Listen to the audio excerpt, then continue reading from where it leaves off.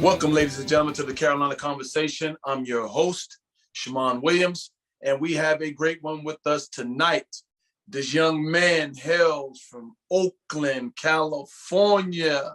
I actually met this young man when he was in high school at the NBA high school top 100 camp, but he was also part of Roy Williams' first recruiting class. He's also a part of the 2005 National Championship team.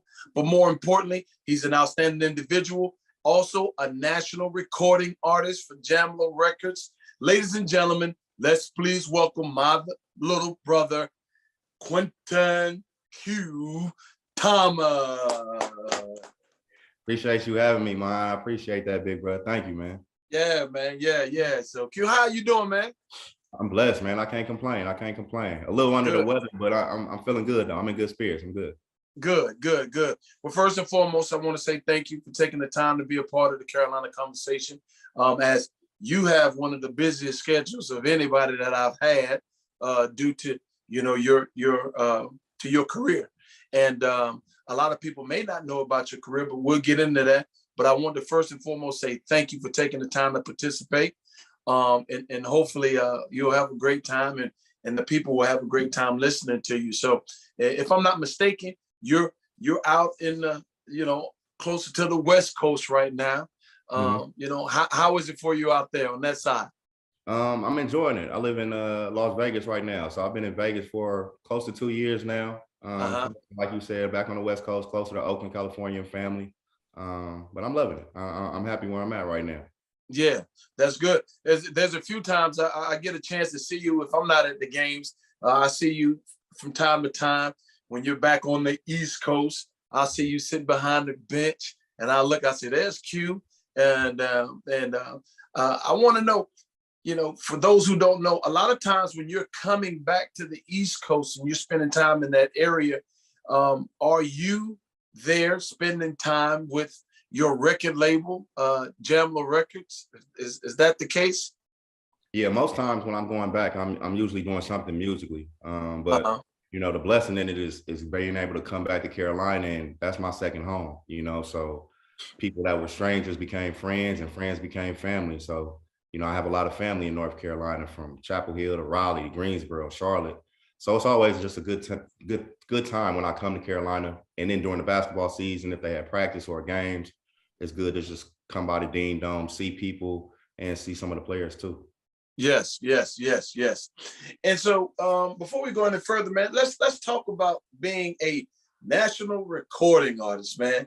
And, you're one that has many talents. Basketball just being one of them. And so, what led you to begin your track as a recording artist? How did that come about, Q? I think honestly, music was something that was always in me, Mom. Right. When I was little, my mom used to always tell me before I was born, my dad would put headphones on my mom's stomach. Right. And he would play everything from gospel to jazz to soul. And I think my parents are a big influence of that, and I didn't know it at a young age. Right. But I just grew up. I grew up writing a lot. I grew up writing. I grew up rapping and freestyling on the bus and AAU tournaments with my AAU team. So music and rapping were always just a part of me, but it was just a hobby. It was just fun. Right.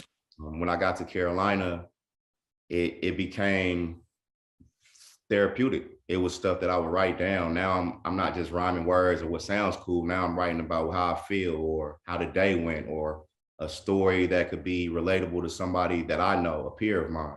Mm-hmm. And then to fast forward to 2008, when I graduated, I always was dealing with knee injuries, unfortunately. Mm-hmm. And one thing led to another, and I ran into Ninth Wonder, and started going to the studio at Central. And it was funny because, Ninth's a Duke fan, so people always ask, like, do you guys get into it a lot? I'm like, nah, not really, because we just have a respect. We'll talk our little stuff, but we just have a respect for the game. But that's how I got into music. And Ninth was like, man, you can be around the studio as long as you want. This was the summer of 2008.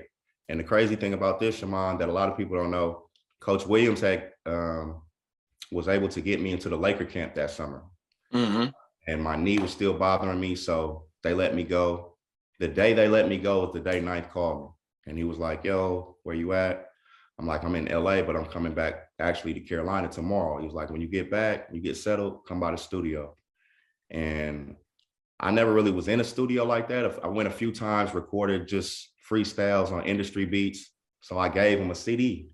And the first beat was a Jay-Z beat. I'll never forget this. And he was like, he looked at me like, you sure? And I'm like, yeah, I guess. Like, I didn't feel like I had anything to lose, you know? Right. But he listened to about 10 seconds of it, shook his head, went to the next song. 10 seconds of that one, shook his head, went to the next one. It was like 5 or 6 songs on there. He only got to like 2 or 3. He looked at me, he was like, man, what you want to do? And again, I was 22 years old at the time, fresh out of college, still wet behind the ears. And I didn't know. So he was like, you know, you're more than welcome to stay around the studio all summer and we'll see what happens. And then he started Jamla as a independent label, asked me if I wanted to be a part of it. And we've been rocking ever since then, man. I part of Jamla, being able to go overseas to Japan, South Africa, on tour in the States with Rhapsody, and just meet a lot of different people and work with different people. Got to do a song with Nipsey, rest in peace, Nipsey. Mm-hmm. So it really turned into something that I didn't even know was a passion of mine, honestly, that God had instilled in me at an early age. But I love it. I love it.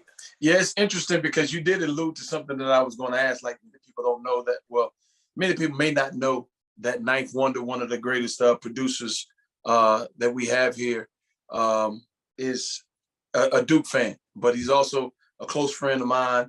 And you and I know, and some others may know that he's a Duke fan. So I was going to ask, how is that all the time? You know, when you guys get together about the Duke games, because I know how it is when he and I get together. We get to talking. You know, it's not, you know, like you said, it's a mutual respect for sure.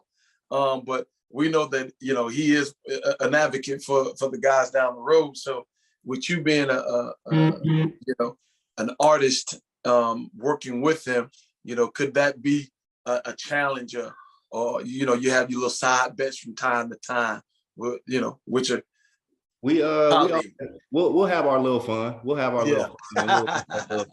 But honestly, like me and Ninth really just talk the game of hoop. Like we'll watch college games. We'll talk about our teams. We'll talk about other teams. We'll talk about NBA teams. Yes. It's just some mutual respect for the love of the game. So it's always cool. Yeah, for sure. I actually got a chance to see his daughter play a few weeks ago when I was down in Raleigh recruiting, and she was really a good player. So we spent some time together at that point in time. So let's talk about your projects. Okay. You know, the projects that you've been able to put out. You know, I have them for sure, and I enjoy them a lot. They actually, a lot of times when I'm running, I listen to GQ. You know, let's talk about your projects for those that may have it, but for those who don't have your project, let's talk about those projects that you've done under the Jamla record label. I believe the first project I put out was 2011 by the title of Trouble Man. So I have a project called Trouble Man. I have a project after that, Death Threats and Love Notes. I have Rated Oakland. I have East 14th. And then the last one I just put out, A Midsummer's Nightmare, where Ninth produced all the tracks. And we just put that out in 2020. 2020. And we're actually putting out a new one pretty soon. So I've been working a lot. I've been quiet, but you know me, man. I'm always quiet. I think I learned it from people like yourself. And I'm gonna get to that later too. I gotta tell people how I have to tell people, but I have music all on all music platforms, iTunes, Spotify, Apple, Tidal, everything. Just working on it, but have a lot of music coming this year, man. A lot of music. Yeah. Ladies and gentlemen, I'm telling you, you have to get his projects. I mean, they are outstanding. You know, for a lot of us, it's you know, we love to support you, but it's not just about supporting you. It's acknowledging that you have a great talent, and it's interesting because I had a chance to go to a concert a few years ago, probably about 2-3 years ago, and I happened to go and see J. Cole. Okay. And and we were backstage and talking and stuff like that. And J. Cole has an affinity for basketball, and of course he's a rapper. And I told him, he kind of asked me, well, who you listen to? And I told him, I said, well, I listen to a few rappers. I said, but truth be told, I said, who you need to be listening to is Quentin Thomas. And he was like, Quentin Thomas. I said, yeah, Quentin Thomas. He said, Quentin Thomas played at Carolina. I was like, yeah. He was like, yeah. I heard about his stuff. I was like, listen, man, you better get right, And I always thought, like I told Knife this myself. I said, I wish that I could, if I could put two people together to do a song, it would be you and he, because of the parallels. Right, what I mean? Like a lot of times, what people don't know is professional athletes want to be artists, and the artists want to be professional athletes. You know what I mean? It's the craziest thing ever, but that's how it is. Because for myself, I have a music background as well. I actually, I play. I'm a musician, so I play percussion instruments. I play all percussion instruments. I played the French horn, and I had the opportunity to go to college for that, other than basketball. So I have, a music ear, and I love music of all genres. And so, just listening to your music is therapeutic. And then, then you have Knife Wonder that, that helps you and produces, and it makes, for my ear, it's kind of like you said, it's therapeutic. Right. And then to hear you and to know you, I can hear your stories. You know what I mean? And it's really something everybody should go out and get. You won't be disappointed, for sure. You won't be disappointed. And for me, that means the most, because, I feel like the music that I put out, or the art that I put out, the people who are going to critique it the toughest are the ones who genuinely know me. Right. Just being real. Like I can't lie. I can't say I do something that I don't. But it's special to me because, a lot of you guys have always supported me, and a lot of my college teammates, they don't know, they're a big reason why I'm even doing music now, because one by one, they would come to me, from David Noel, Danny Green, Rayshawn Terry. They're like, bro, I know you love basketball, but like, you really have a gift with this stuff. So that's when I honestly started taking it more serious from just you guys, people that were close to me. And, like you said earlier, like, we're a family, so we support each other. But over time, I just knew that it was really like, they really like the music that I'm putting out. You know, it's something that they can really relate to, they could connect to. So that means a lot to me. That means everything. Yeah. Now, can you give us a brief understanding of what it takes to make a project? Like a lot of people, like I said, for us, the only thing they get to see is the movie. They get to see the perfect part of, from beginning to end, no interruptions. It's just great. It's just, oh man, this is awesome. You get to enjoy it, but they never get to understand the production part of it. Can you tell us what it takes to put a project together? It's a lot that goes into it, man. It's a whole team. I have my Jamla label. I have my own entity that I started called One Day Soon, short for ODS. ODS is short for One Day Soon. And that's just something that I started because I was telling myself every day, like, one day soon this will happen. One day soon this will happen. But to create a whole project, man, it takes patience. You have to live life, for myself, sometimes it'll be times, Shammond, where I'll take months where I might not even write, or I might not record. I just live life. And then that way, when I go back in the studio, I have a lot more to get off my chest. So I have a lot more to say. But it's fun. It's fun, man. Like working with somebody like Ninth and the Soul Council producers, it's easy because it's almost like they hear something in your head before you hear it. And so the words that I just put down and just tell different stories, man. It might be something that happened last week. It might be something that happened 3 years ago. it might be a conversation we had when I was in college that I'm like, I remember when Shammond told me this, and it sparked something. But it's a lot. But it's so many things that have the parallels of sports, and especially basketball. You know, you yourself were a professional, still one of my favorite point guards in Carolina history, but everybody only saw the highlights or the game. You know, they didn't see when you were done with basketball and a youngster like me is coming in and you're in the gym before I'm in the gym, and you're not even playing it. You're playing just to get better. You're continuing to work to get better just because you love the sport. That's what I took from sports and basketball and put towards music. So it's the same way. The funny thing is, though, Shammond, a lot of people don't have that work ethic that do music. You know, some people, you have to force them to go to the studio. Some people, you have to force them to be on time. Even just being respectful to some people. I've gone into different meetings and met different people, and they're like, oh man, you're here on time, or you're not asking for a lot.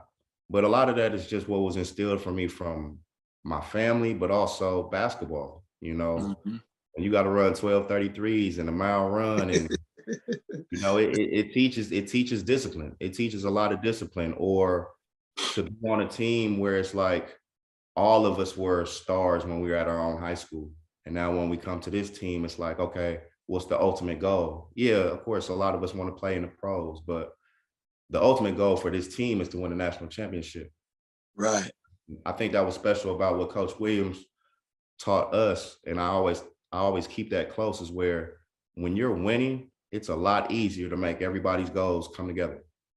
You know, so I look the same way with music. It's like, okay, how can I complement that beat that Ninth or somebody or Eric G just gave me, to where it comes full circle, to where whoever hears this is like, I feel it. And that's a goal of mine. I don't want people to just listen to it. I want people to be able to feel what I'm saying. That's right. So it takes a lot, but it's a lot like basketball. You know, everybody's not going to see every practice, every suicide you run, every free throw you shoot, but they could see you, you know, celebrating after a Duke game or holding up a national championship. But you yourself know it was a lot of work that brought us to this point. So it's a lot.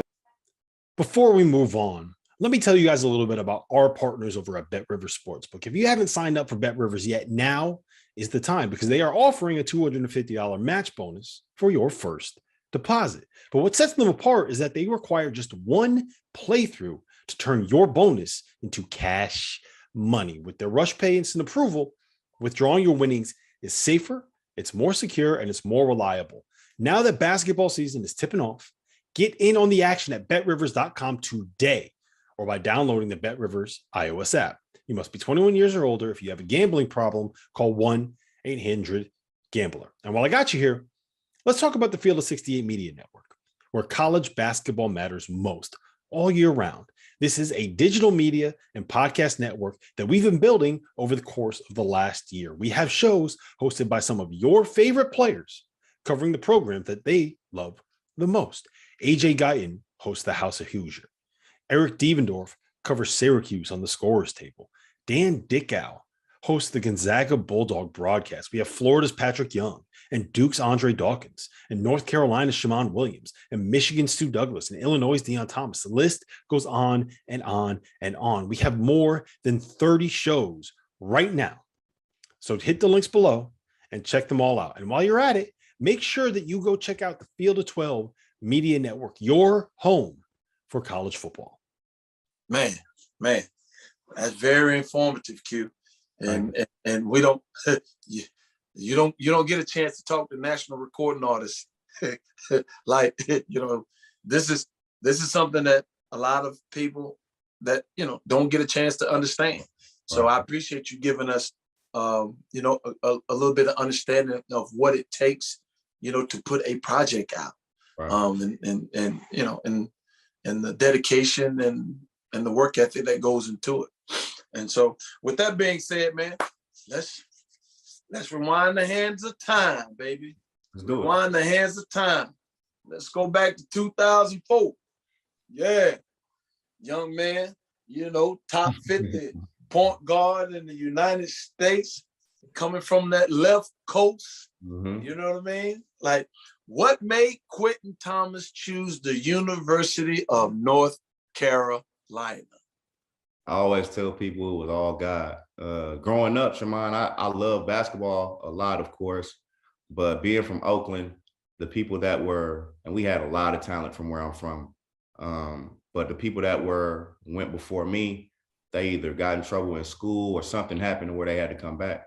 So me, as a youngster in Oakland, I was like, I probably won't go to like a big school or anything like that, maybe a junior college. And my sophomore year, I started getting recruited. And then it just took off. A big reason, I always tell people, I played in high school with Leon Poe, that played with the Celtics. And I always tell people, like, Leon brought so much attention to all of us, and it helped me be more visible to some schools that maybe I wouldn't have been visible to. So Coach Williams saw me in a tournament in Florida, my 10th grade year. And he told my coach, he was like, a little guard you got gonna be special one day, you know. And I just love basketball. And it went from not thinking I'd go anywhere to now I'm getting recruited to, at the time, it was the Pac-10. I'm getting recruited by just about every school in the Pac-10, your Kansases, UConns, Texas. But it was also, like, you know, that could be a draining time too, because you have schools saying they want you, and then you might take visits and phone calls and all of this. Right. But Carolina was always a school where I was like, man, like, they're not going to recruit me. Like, that's just how I'm thinking. And Coach Williams was at Kansas, and he left and went to Carolina. And Coach Self was at Illinois, and he went to Kansas. So they kept recruiting me. And I remember when Coach Robinson, shout out Coach Rob, who's at Arizona now, he called, and I picked up. I'm like, y'all still recruiting me? Like, he was like, yeah, why wouldn't we? I was just like, no disrespect. I'm like, but Carolina is, you know, like, I know what type of players y'all going after. He was like, but that's the type of player we see in you, you know. And it just, at that point, going through my recruiting process, I was like, oh, I belong, you know, I belong. And then I get to school in the summer. A lot of people don't know I had surgery the first 2 weeks I got to campus. You know, I'm in Granville, and me and Marvin walking to meet Coach Williams, and I'm walking on crutches. And Coach Williams just got back from a recruiting visit. And he's like, son, you a freshman. You can't be getting hurt, like he always tells people. Yeah. But I had people like yourself that were just a big, vital part. My dad still thanks you to this day, man, for that. And, you know, having somebody like Raymond and Jawad and Jackie and Sean May and the whole 05 team, that helped me be a leader for when I started being an upperclassman, you know. The Tyler and Danny and all of those came, Bobby. And it was just a great experience for me. I had my ups and downs. I would play, maybe I wouldn't play. I might start coming off the bench, learn to be a role player. But it just taught me so much of growing as a man, more so than it did just as a basketball player, man. And I wouldn't trade any of that, honestly. You know, being a part of a national championship team and being able to go to 2 Final Fours, and I think I still have the second most wins in Carolina history behind, you know, behind Tyler and them. So it's like, to have actual family and big brothers like yourself, and that goes down the list, I'm just appreciative, man. It was like, it was something I never thought of, but looking back, I realized it was like, nah, God was using that for more than basketball. It was like basketball tool at the time, you know, but I loved it though. I love it. No question. You know, it's interesting because I alluded to it earlier. When I introduced you, when I did the NBA Top 100 that I think you're going into your senior year in Virginia. In Virginia, and I remember you know, having all you guys there, and I vividly remember. I don't know, we were upstairs, like in the hallway, and I was sitting down at the table, and I had you guys out there. And I remember you like sitting at that table and standing at the table just listening the whole time. And I was like, because you know, you were a little quieter than the other, you know, than where we had Baby. Was Baby there? Glenn Baby Davis. We had Big Baby. Dwight Howard. Yeah, we had Dwight, Big Baby, Kyle Lowry, Jordan Farmer, everybody, Rondo. Like, it was so many people in that class. What's the kid that was going to go to Duke, but ended up going to the Clippers, Sean from Peoria. Yep, Sean Livingston. Livingston. Yeah, Sean Livingston. You know, that was everybody was there. So I remember you, and then I remember when you committed, I said, "That's the kid from the table." Yeah, I said, "That's the kid from the table," because I think you asked me something. I forgot. Like, I remember going back in and you stopped me. You asked me something, and what you asked me, it kind of stood out to me. Like, now that was an intelligent question. I remember that. I said, "That's an intelligent question." I was like, "Man, where you from?" You was like, "I'm from Oakland," and I was like, "Ah." I said, "Okay, where GP and them from?" You was like, "Yeah." And that stood out to me. And then when I heard that you committed, I said, Quentin Thomas. I said, "That's the kid from Oakland that was at the camp, man." You know, so I was extremely excited. When you committed, and so knowing that when you first got to campus, like you said, you were on crutches. But let's talk about the environment. Right. How was the environment though? Even though you were on crutches, what did you notice that was different about this environment, it being there in the summertime, that stood out to you? It's a lion's den. It's a lion's den, and especially, and just being honest, especially at that time, because you have us who were on the 05 team. Mm-hmm. You guys were still doing y'all thing as pros. Yeah. So y'all coming back, doing what y'all do, like always. And for me, it would be, I remember one time, you probably don't remember because as many times you dogged me, but it was one time where I was like, man, I'm out here with Shammond, Ed, Vince, Raymond, and you don't have any choice but to have your confidence go up. Right. Because if it doesn't, you're gonna get exploited very quickly, Right. But the thing that I saw was just the hunger. Like I tell people, like, might sound crazy, but I never thought about going to the NBA until I got to Carolina. No. Because at that point, it's like you just look around. It's like, oh, this is just a factory. Like this is what you do when you're here. Even people that are walk-ons play pro at overseas or maybe even in the NBA. Right. So it was just that hunger, and it helped. It helped so much, man. It helped so much to see every day. And we playing pickup every other day. We playing 8-10 games. You know how it is. And Saturday mornings before football games, we playing pickup, and and then it was appreciative for me because we had you guys so close. Some of you guys lived in the area. Mm-hmm. So except we didn't have to always just call you guys on the phone. We could see you guys. You would take us out to dinner. You would take us out to lunch. And that was when I was just like, you know what? I'm thankful for this, because these are people who, they don't just want me to be a better basketball player. They just want me to be a better person. But they're going to do whatever they can. They're going to stretch me. They're going to pull me to do whatever I can to bring the best out of me. And that's what I saw from day one all the way till now, being an alum of UNC. It's just people that want to get the best out of you every time, on the court especially, but just as a person, want the best out of you. Yeah. And so, you were part of something that a lot of us have not had an opportunity to participate and be a part of, that national championship team. And so, give us some understanding about that season. Give us some understanding about, seeing that clock ring zero and knowing that, hey, you know what, man, I am a national champion. Right. And, and the feeling of being able to walk in there and your banner hangs there, you're a participant of a national championship team. A lot of us can't do that. I myself, I can't do that. I wasn't part of a national championship team. But how was that feeling, Q? How was that whole process, being a part of that process? And then, the feeling of accomplishing the feat that, most want to be a part of, but only few get to. It was special for me because what a lot of people don't know, with so much talent that we had on that team, especially when the summer of me and Marvin getting there, we were bumping heads a lot. Like, we were bumping heads a lot as a team. And throughout that season, we went through different stages of being a great team. We're ranked preseason #1, so we have high expectations on us. Coach Williams has these high expectations. But I remember, Shammond, and I might be a little off on the timing of the season, but it was right before the tournament.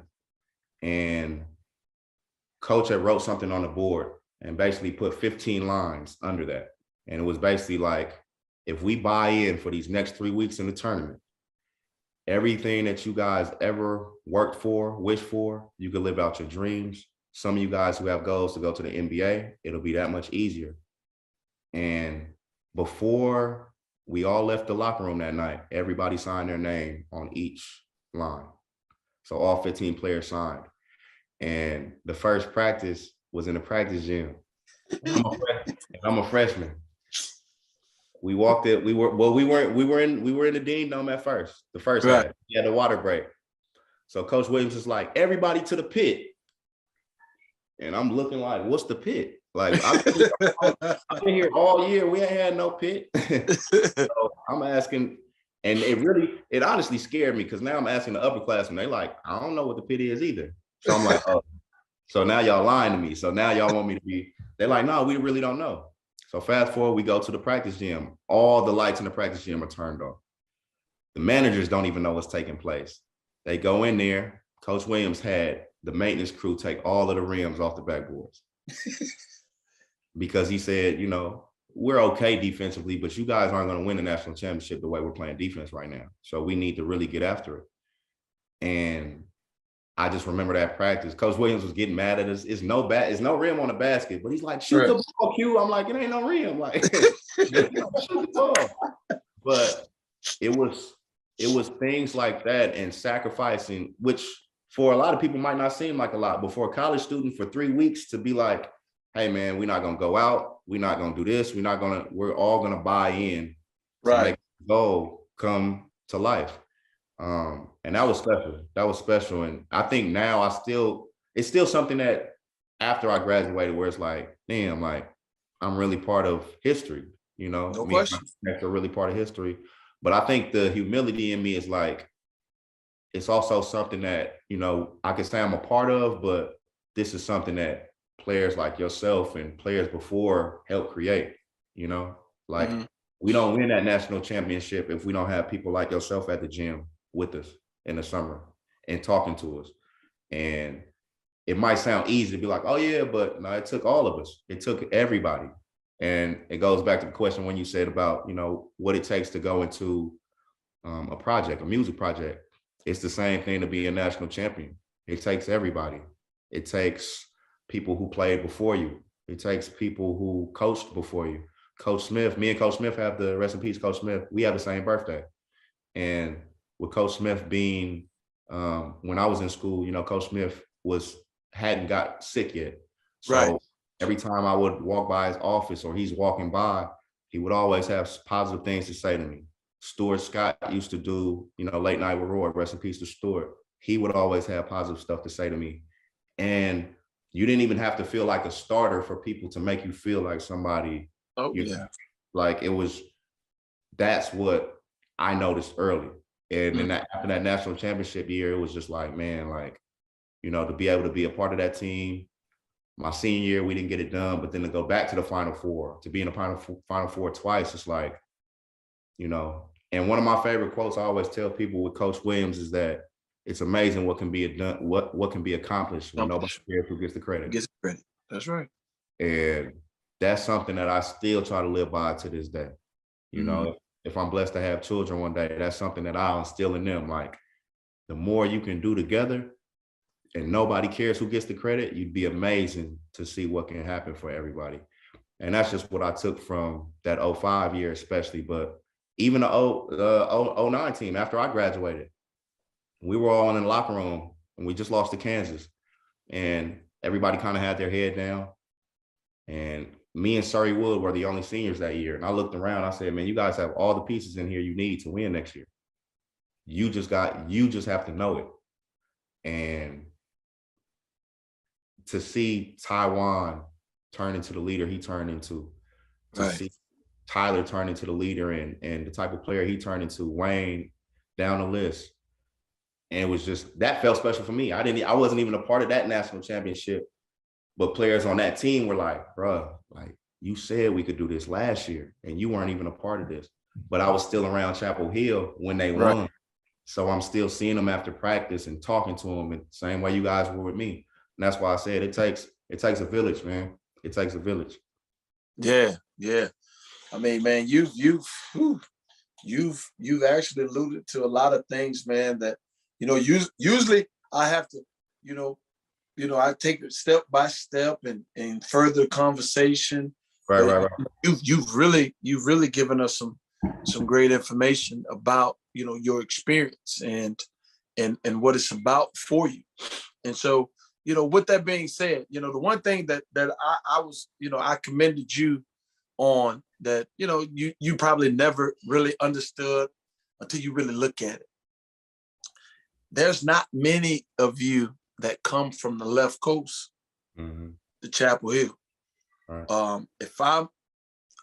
If I'm not mistaken, I can name them all. Scott Williams, you, Marvin Williams, Deion Thomas. That's all that I can name. And so, for me, it said a lot about you and your toughness and what you stood for as a person. And it just for you guys to leave that region of the country and come to Chapel Hill and endure it, because it's a different lifestyle. It's a different culture. It is. A lot of people, if you never lived on the West Coast and then come to the East Coast, you don't understand the different, cultural views and the way that, the dialect and atmosphere and, just it's a lot to endure. And then you're talking about kids that are 17, 18 years old, right. Coming to Chapel Hill and playing at UNC is a monster in itself. Right. But now you're talking about, a whole different, environment. And so for you, Q, how was it coming from the left, you know what I mean? With a whole different type of, they call it now, swag. Right. Coming to this East Coast, with a, that has a different type of swag. How was that in itself? It was a culture shock, man. It was a culture shock. But I say it was a culture shock because, sadly, coming from Oakland, it's almost like a lot of things were just based off survival. Like even walking down the street, you can barely even say what's up to somebody or catch eye contact too long. I'm in Chapel Hill and strangers are just walking up to me like, hey, how's your day going? You know what I'm saying? And it was bad because at first I'm looking at people like, I don't know you, like, why are you talking to me?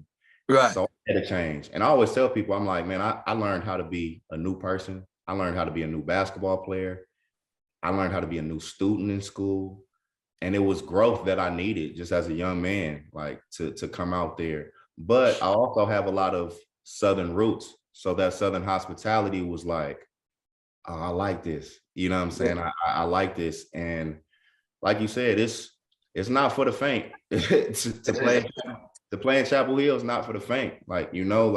Because, a lot of kids get to the point where it's like, well, I want to play for this school. And it's different now, of course. But back then, like you have a lot of kids that want to go to the Blue Bloods or the big schools. Right. And I always tell people, I'm like, yeah, it's easy to get in them. Well, I won't say easy, but you could get in them. But to stay there, that takes a lot, No question. Like people don't know what we had to go through in the summertime, like you said, let alone the season. Right. Then it's like, okay, I remember if you play Duke, if you lose to Duke, you might not have no students talk to you on campus the next day. So it's all of these different things that, like you said, it makes you or it breaks you. you know, and at times, sometimes it'll break you to make you a little bit more. But I had great teammates, man. I had a great coaching staff.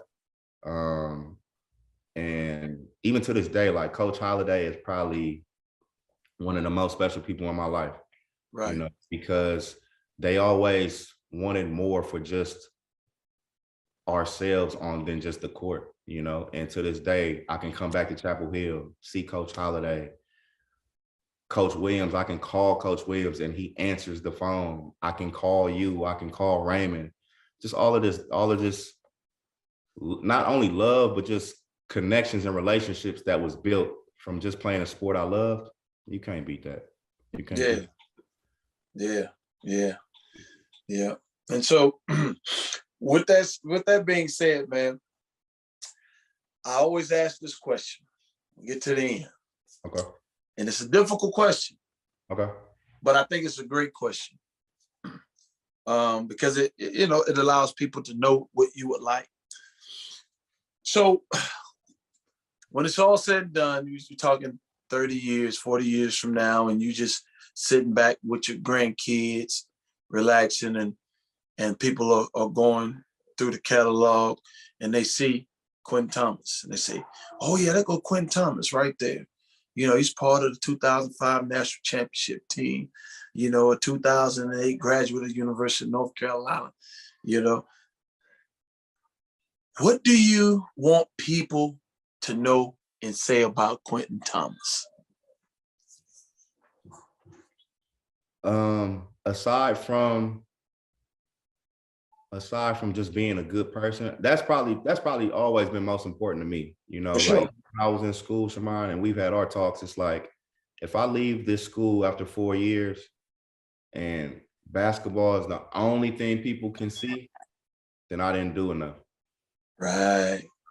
But to answer your question, I've always just wanted to be somebody that my teammates can be proud of and be like, man, Q might be one of the best teammates I've ever played with, you know, or coaches to be, that's one of the best kids I've ever coached.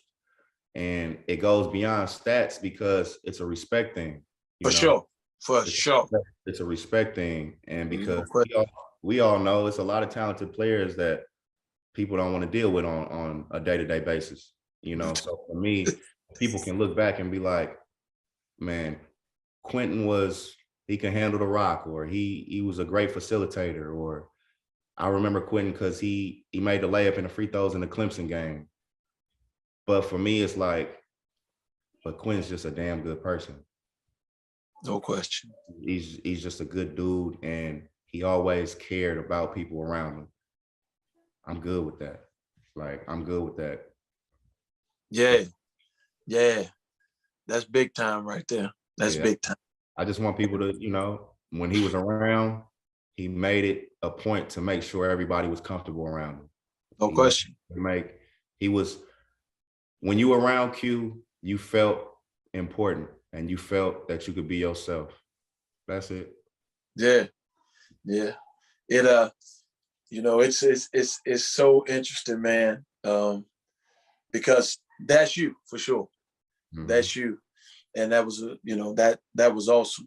You know, the one thing that I always say, like you said, a lot of people don't get that part, the respect. Right. And, you know, it's one thing when you start talking about it just from an athletic perspective, mm-hmm. but it's bigger than that. You know, we're men. Right. And the one thing that any man wants is his respect.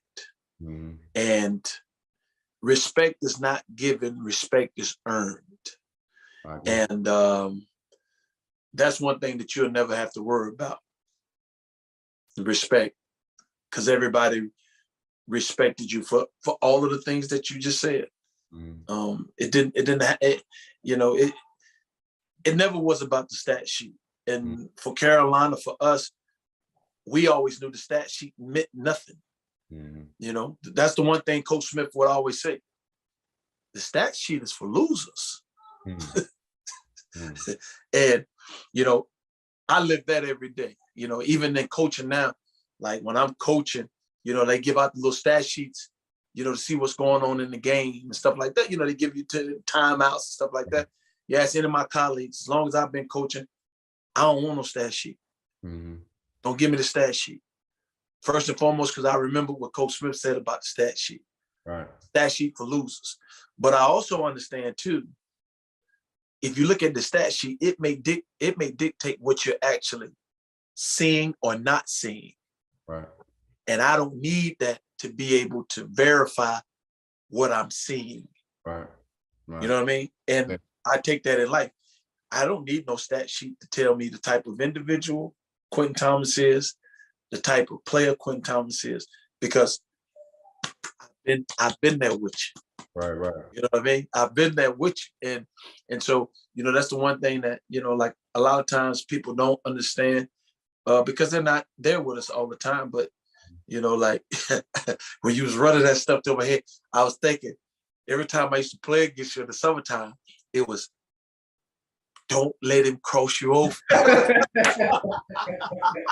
and let's be real. And let's be real, man. Like, and I'm not saying it just because this is your podcast, man.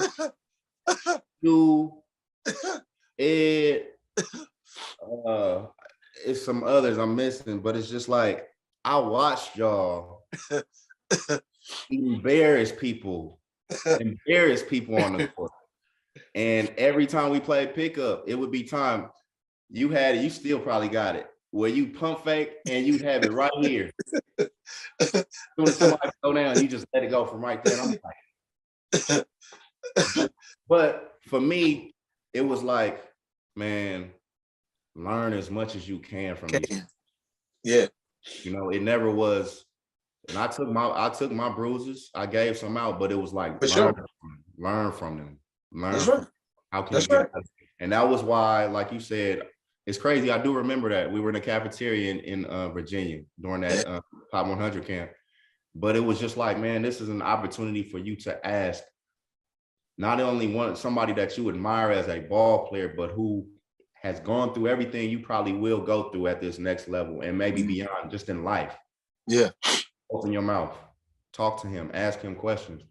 And so, man, like, that's just always been me. You know what I'm saying? Yeah. Like, it's always been me. I've never had too much pride or ego to ask. Right.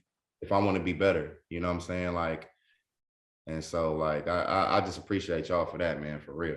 No, man, no, man. Q, man, I want to thank you again. This was awesome, man. You've been very informative for us. And it's not, like I said before, it's not often we get, I've never had a recording artist, somebody of your magnitude. And that's the great thing too, man. Like you are first, you know what I mean? And so we get behind you and support you and push you. But the one thing that I'll say, man, is, I'm extremely proud of you. Thank you. You've shown to be the constant individual that has represented our institution well, man. And you've endured a lot. We didn't talk about, your knee injuries and things like that much here, but I know what you went through, and it's not what you go through, it's what you come out of. Mm-hmm. And to see, you come out of those things to be even better than you were while you were going through, it's awesome. And it's a testament to who you are, but it's also an opportunity for those that are going through some things to learn, hey, you know what? It's something, like to go in the valley, you had to come from the hill. So when you go through the valley, you come out, you're going to go back up to the top of the hill. And, you are a representation of that, but you're much bigger than that. And, I've always been proud of you. And it's never,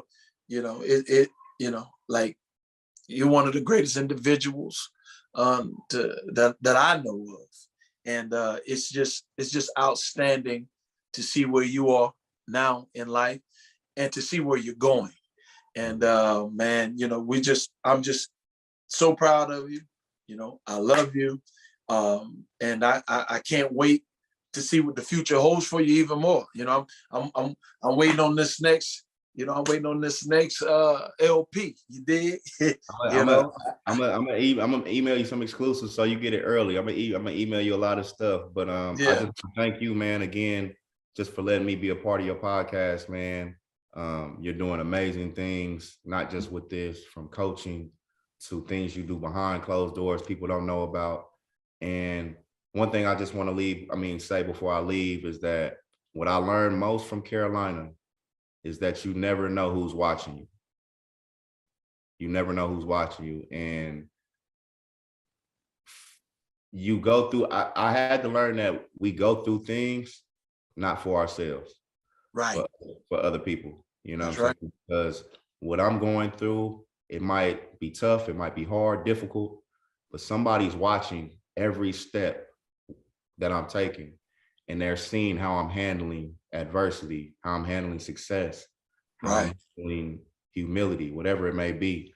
But and that's just not for kids who may see this, even adults. Just know adults. That's right. Especially adults. I feel like the kids is the easy one. The adults, we the hard one. But just know you always have eyes on you. So, just do your part. Yeah. Well, ladies and gentlemen, let's give another hand to our Quentin Q. Thomas. Thank y'all, man. Thank you for having me again. Yep. And those who are watching and those who are listening, when you have an opportunity, please go out and look up Quentin's music on all the podcast platforms, all the the music platforms. He has some great albums. And also, when you're not supporting the UNC Tar Heels, please support the ODU women's basketball team led by Delisha Milton-Jones. Right now we're currently 17-5 here in the middle of Conference USA. And we're looking forward to doing some better things. But nonetheless, we appreciate you for listening tonight and being a participant in the Carolina conversation. Thank you.